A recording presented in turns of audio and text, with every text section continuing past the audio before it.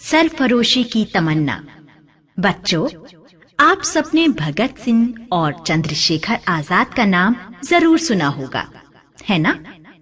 ये दोनों क्रांतिकारी थे जो देश की आजादी के लिए संघर्ष कर रहे थे। लेकिन इन दोनों के अलावा बहुत से अन्य वीर क्रांतिकारी थे जिन्होंने आजादी के लिए हंसते हंसते अपने प्राण बलिदान कर दिए। आज हम जो संस्मरण पढ़ेंगे उसके लेखक भी एक क्रांतिकारी थे। यह दिन यूं तो दूसरे दिनों जैसा ही था, पर भारतीय क्रांतिकारियों के इतिहास में एक विशेष दिन था। उस दिन सब सुबह सुबह उठ गए। कैदी रसोइये ने विशेष खाना बनाया। जेलर अब्दुल सवेरे ही आ डटा। रोज वह किसी का गाना सुनता था, किसी के साथ शतरंज खेलता था, पर आज वह चुप था और किसी ने उसे बैठने तक की जगह न दी। मुझे लगा कि उसका चेहरा भी कुछ उदास था, लेकिन फिर भी ना जाने क्यों हमें पता लग चुका था कि सूर्य के नीचे हमारा स्थान कहां है। आज वह जेलर था और हम कैदी।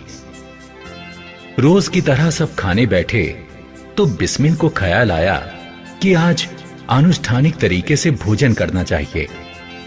जेलर के घर से एक बड़ा सा थाल मंगवाया गया। सब उसके चारों ओर बैठ गए। कुछ को जगह भी ना मिली। हर हाल में सबने उसी थाल से दो दो टुकड़े खाए। प्राचीन काल से ही इस प्रकार से अनुष्ठानिक रूप से भोजन करने का बहुत महत्व रहा है। हम सबने अच्छे कपड़े पहने। हल्दी घाटी के राजपूत भी इसी प्रकार अपनी अच्छी पोशाकें पहन कर गए थे। ठाकुर रोशन सिंह ने अपनी इत्र की शीशी से सबको थोड़ा थोड़ा इत्र लगाया। अब बेड़ियां डलवाने की बारी आई। जेलर को हिदायत थी कि हमारी बेड़ियों की कीलों की जांच कर ली जाए। मेरी बारी आई तो मैंने अब्दुल से पूछा कि वह इतना भावुक क्यों हो रहा है। बड़ी मुश्किल से पता चला कि किसी बड़े अधिकारी के कहने पर 3 फांसी की कोठरियां साफ की जा रही हैं।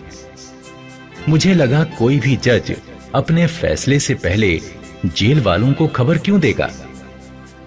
बंदूकों और पुलिस के बीच हम लॉरी में बैठे। हमने रोज की तरह क्रांतिकारी गीत गाने शुरू कर दिए। रास्ते में हमने एक ऐसी गाड़ी देखी जिसमें सामान लदा हुआ था। हर सामान पर एक कागज चिपका था और उस पर हमारे जज का नाम लिखा था। स्पष्ट था कि हमारा फैसला सुनाकर वे भारत से बाहर छुट्टियां मनाने जाएंगे।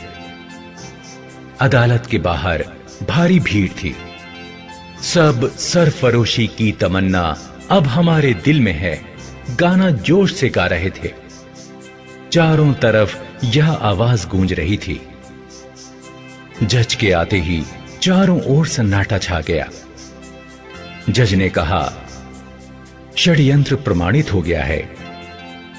एक एक कर मुझे भूपेंद्र, जोगेश, गोविंद, मुकुंदीलाल आदि को सजा सुनाई गई। अंत में सुनाई फांसी हमारे 3 साथियों को, राम प्रसाद बिस्मिल, राजेंद्र लाहिड़ी और रोशन सिंह।